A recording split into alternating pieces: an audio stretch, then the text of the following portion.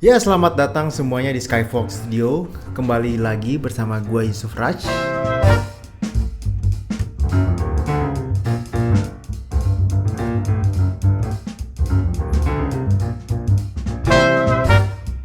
Kali ini kita ngebahasin kelanjutan dari kemarin, yaitu tentang color correction. Kita belum masuk color grading nih, soalnya color correction aja sebenarnya belum selesai. Jadi gimana sih caranya color correction yang akurat? Karena kalau misalnya kita asal-asal aja itu belum tentu akurat banget color correctionnya. Ada dua cara, yaitu pertama dengan hardware dan juga hardware dalam arti hardware komputer, yaitu berupa monitor dan juga hardware mata kita yang jeli.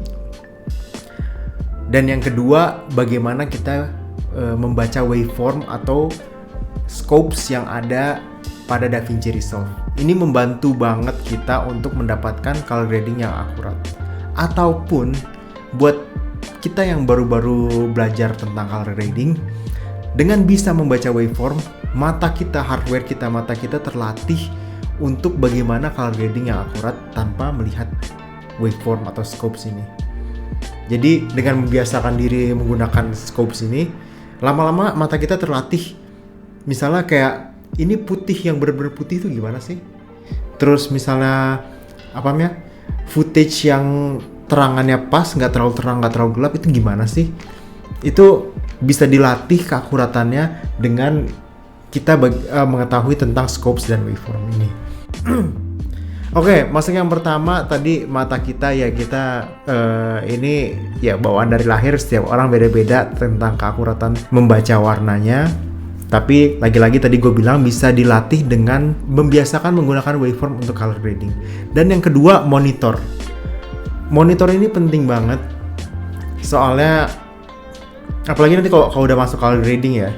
Kalau color correction mungkin masih bisa mengandalkan waveform, tapi kalau udah color grading itu feel dan taste kita. Tapi lagi-lagi gitu, setiap monitor itu berbeda. Ada yang warnanya lebih kayak gimana, warnanya gimana, itu banyak yang nggak akurat. Jadi saran gue, pilih monitor yang akurat. Gimana cara pilihnya? Mungkin kalian bisa ngeliat review-review orang. Salah satunya yang orang Indonesia yang suka nge-review itu adalah GTID. Wah, gue beli monitor aja ngeliat-ngeliat dari dia dulu nih. Monitor mana yang bagus nih, yang akurat untuk kita color grading. Dia selalu ngebahas tentang itu. Jadi kalau kalian mau beli monitor langsung aja cek channelnya dia. Nah, kita langsung masuk aja teknik yang kedua. Gimana caranya biar akurat, yaitu dengan belajar membaca waveform. Kita langsung masuk aja ke DaVinci Resolve. Di sini ada footage. Gue ada berapa footage? Ada 3 footage nih ya. Ada footage ini footage yang gue ambil waktu gue di Kanada menggunakan kamera Red Gemini 5K. Kalau yang belum lihat reviewnya bisa lihat aja reviewnya.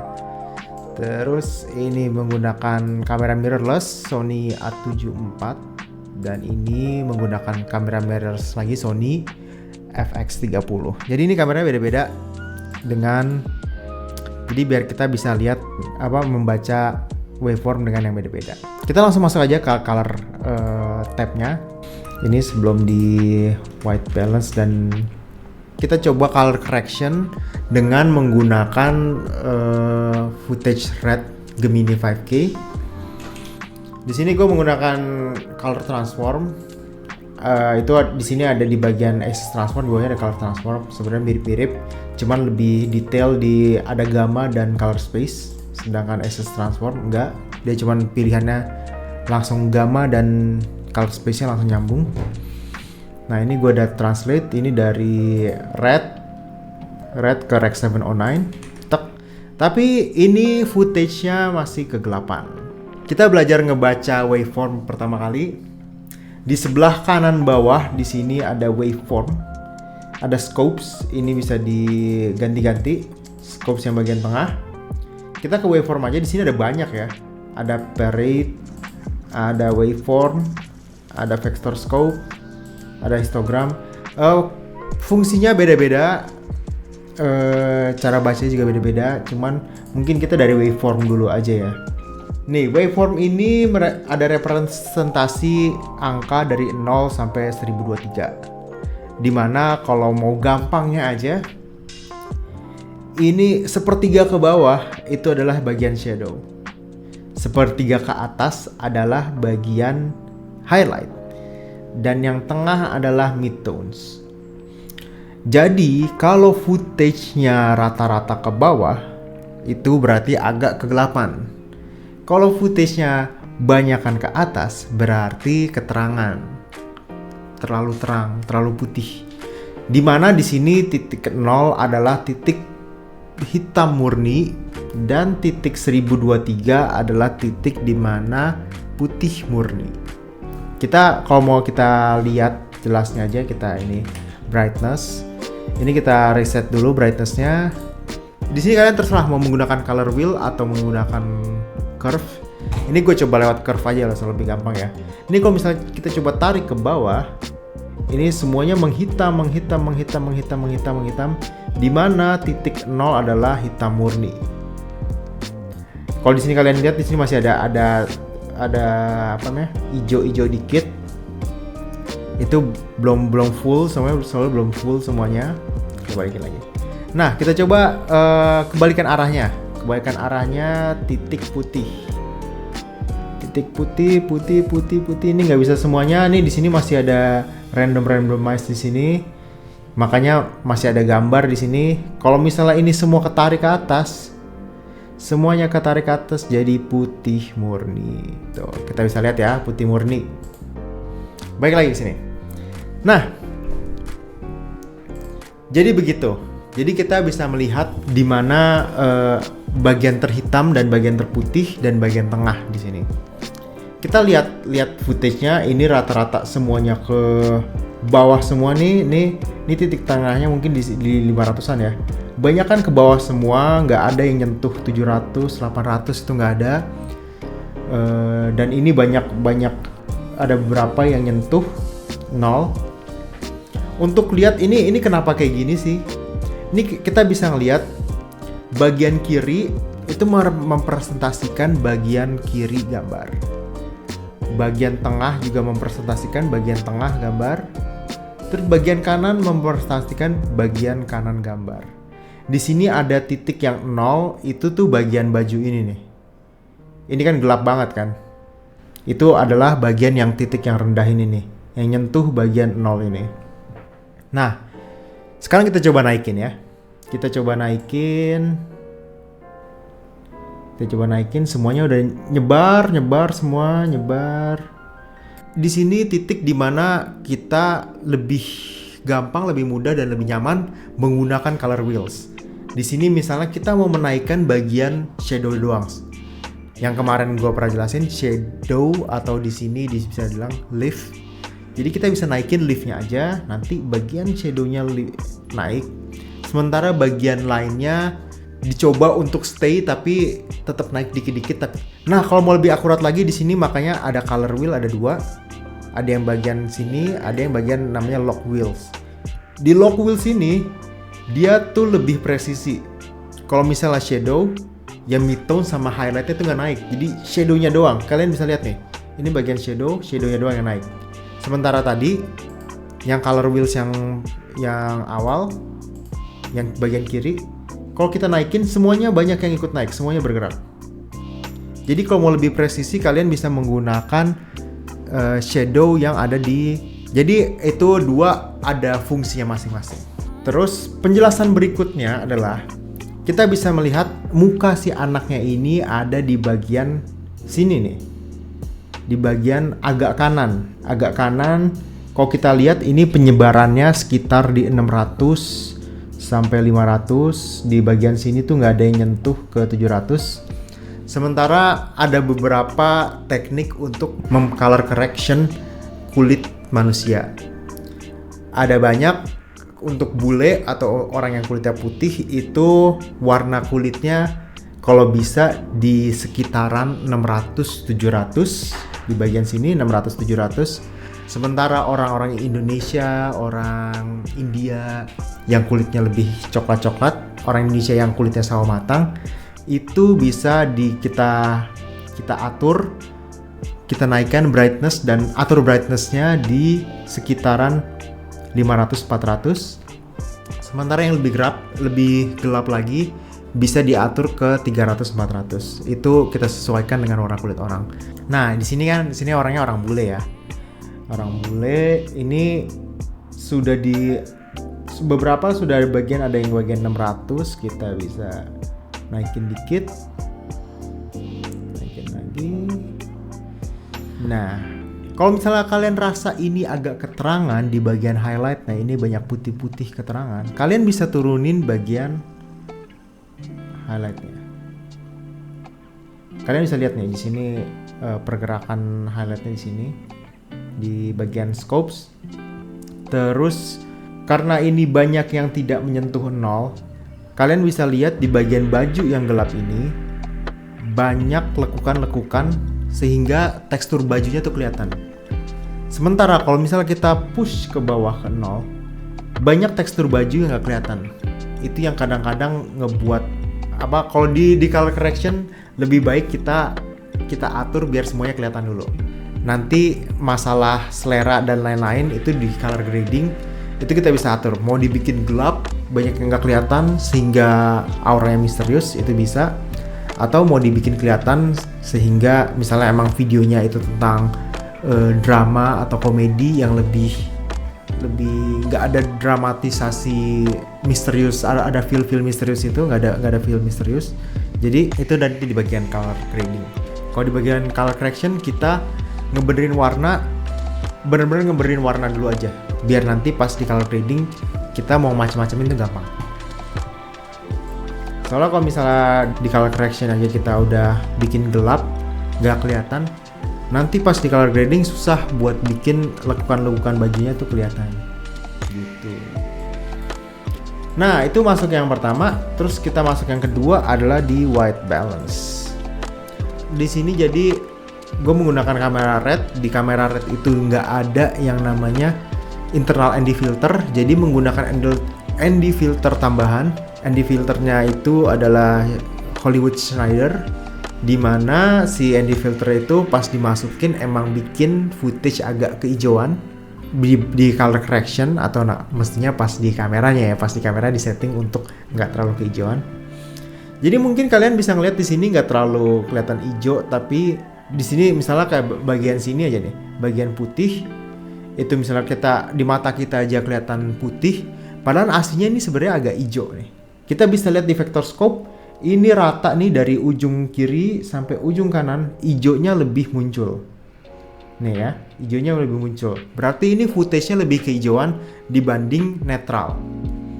Di sini dimana kita harus menetralkan hijaunya itu, yaitu dengan cara menurunkan intensitas hijaunya sehingga semua hijau yang ada di bagian sini menjadi putih ke bawah. Gimana caranya? Lagi-lagi di color wheels di atas di sini ada temperatur dan juga ada tint. Ini color kontrasnya ya. Biru color kontrasnya orange, dan hijau color kontrasnya ungu-ungu pink gitu, magenta ya. Itu dimana kita ngatur white balance di situ. Jadi kita ke tint, kita geser ke arah ungu. Kita bisa lihat di vector scope-nya hijaunya menurun hingga membuat garis putih. Nah, di sini mestinya si lemari es itu warnanya putih, dan ini kita bisa lihat di sini warnanya udah nggak hijau lagi, udah putih, malah ini agak keunguan dikit. Kita bisa presisi lagi biar nggak ada ungunya. Nah, ini garisnya udah putih nih di bagian warna putih yang mestinya putih. Di temboknya ini masih ada hijau nih. Ini hijau nih mempresentasikan tembok ini nih. Jadi setelah putih kan tengahnya tuh, di bagian tengah tuh ada tembok. Terus di sini juga ada mainan-mainan hijau. Nah, itu emang wajar hijau kan, di sini hijau. Dan gue juga lupa nih ini warna temboknya abu-abu atau hijau. Cuman untungnya di footage ini tuh ada lemari es ini, yang lemari es ini warna putih mestinya. Jadi kita bisa color correction dari situ. Di sini udah putih semua, udah netral semua dan sudah selesai. Nah, memahami waveform itu sesederhana itu. Di sini banyak warna-warna utama seperti RGB, red, green, blue, dan juga ada magenta. Dimana di situ kita bisa melihat apakah warnanya sudah netral atau masih ada yang lebih dominan. Seperti ini tadi lebih dominan ke hijau, kita bisa turunin menjadi putih. Dan ini juga penyebaran nilai-nilai vektornya sudah cukup menyebar, dari bawah sampai atas juga sudah cukup menyebar. Yang salah di sini di dalam ruangan, jadi nggak ada yang bagian yang terang banget seperti langit. Jadi nggak ada yang mendekati 1023 tuh, nggak ada yang mendekati 1023. Jadi di bawah 900 saja ini menurut gua sudah cukup netral secara warna ya. Tidak seperti tadi, kalau bisa kita lihat tadi warnanya terlalu gelap, banyak warna yang di bawah tengah-tengah, di bawah mid tone tuh udah banyak banget nilai-nilainya. Setelah kita naikin brightness-nya sudah lebih menyebar. Ada yang dari gelap banget yaitu di bagian baju ini, ada yang terang di sini di bagian putih-putih sini. Ini sebenarnya di atasnya ada jendela jadi mestinya memang lebih terang. Terus warnanya juga udah bener. Tadinya di sini lebih dominan hijau jadi putih. Kalau kita bisa lihat sebelumnya ini warna hijaunya lebih naik. Setelah kita color correction, white balance-nya, warna hijaunya lebih jernih gitu. Nah begitu. Kita coba di footage lainnya ya. Kita memahami waveform lagi. Di sini kita bisa lihat ini gelap kondisinya. Makanya di bagian kiri dan di bagian kanannya waveformnya semuanya mendekati 0. Kita bisa lihat ya. Sedangkan di tengah, di bagian si orang ini, itu waveformnya menyebar dari titik terendah sampai titik tertinggi. Ini malah beberapa ada yang mendekati putih. Di sini kita mungkin bisa atur-atur seperti yang gue bilang tadi. Ini orangnya warnanya dia bukan bule, tapi dia nggak coklat, nggak sawo matang, jadi di atas, dia nggak sampai 500-400, mungkin di atas 500 sedikit, kita bisa kira-kira aja. Terus mungkin misalnya ini udah oke. Terus kita ke white balance. Di sini kita bisa melihat warna merah banyak ngedominanin di sini. Di sini karena warna kulit itu menjadi bagian dari warna merah. Sebenarnya lebih ke orange dan krem gitu ya. Tapi orange dan krem itu satu grup dengan warna merah, makanya warna merah yang lebih naik. Di sini gua mau coba ngebahas sedikit di luar vector scope. Jadi di luar vector scope itu untuk mengkoreksi warna kulit lebih baik menggunakan vector scope di sini. Jadi di vector scope itu kalau kita pencet setting ini, di situ ada tulisan option untuk show skin tone indicator. Nah, jika kita checklist, di situ ada di mana garis skin tone itu harus kita capai jika menginginkan skin tone yang benar. Di sini bisa menjadi acuan kita untuk mengcolor correction juga, karena di footage ini nggak ada warna putih, jadi acuan kita untuk color correction bisa pada warna kulit. Bagaimana warna kulit itu benar-benar sesuai dengan warna kulit aslinya, karena warna kulit ini agak sensitif. Kalau orang melihat warna kulit agak jelek dikit aja, agak pucet dikit, itu orang tuh langsung nyadar dan langsung kayak nggak enak banget dilihat gitu.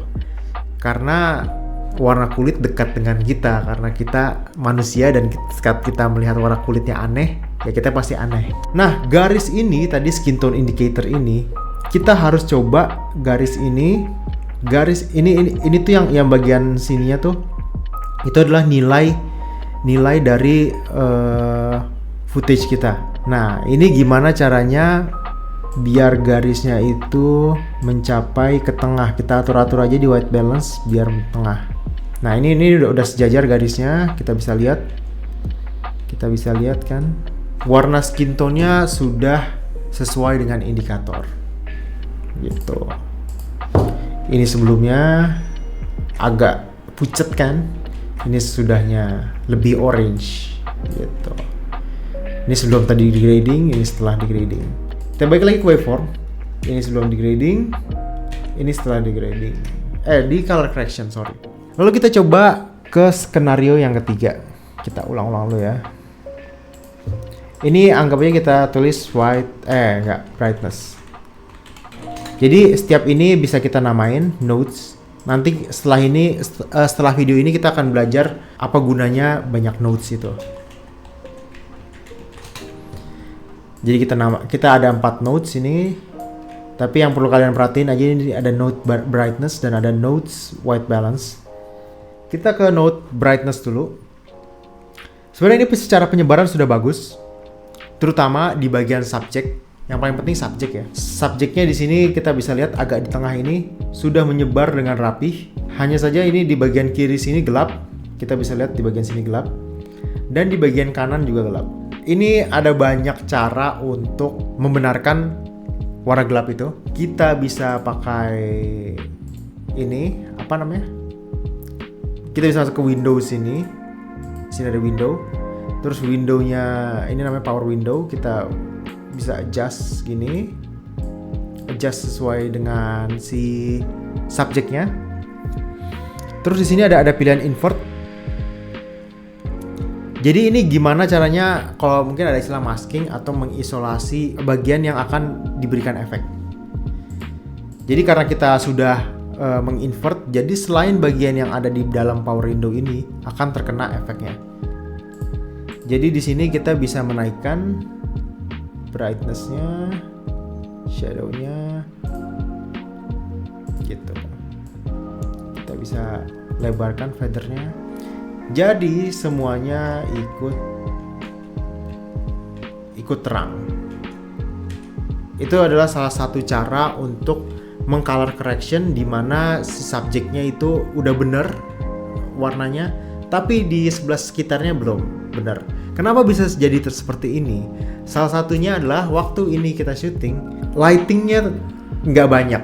Cuman ada 2 lighting. Satu lighting untuk menyinari si subjek dan satu lighting lagi untuk menyinari belakang subjek.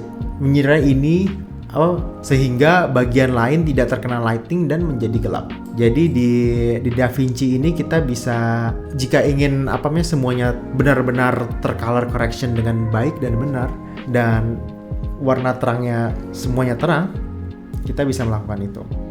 Jadi di sini kita bisa lihat tadi penyebarannya yang bagian kiri dan juga bagian kanan itu rendah, sekarang menjadi tinggi. Kita bisa lihat sebelumnya semuanya di bawah, ini malah di bawah 300. Dan setelahnya ini mencapai midtone, di tengah-tengah, mencapai tengah-tengah. Kita bisa lihat di situ ya. Sebelumnya, sesudahnya. Dan nah, untuk white balance di sini agak tricky karena di sini banyak elemen warna biru.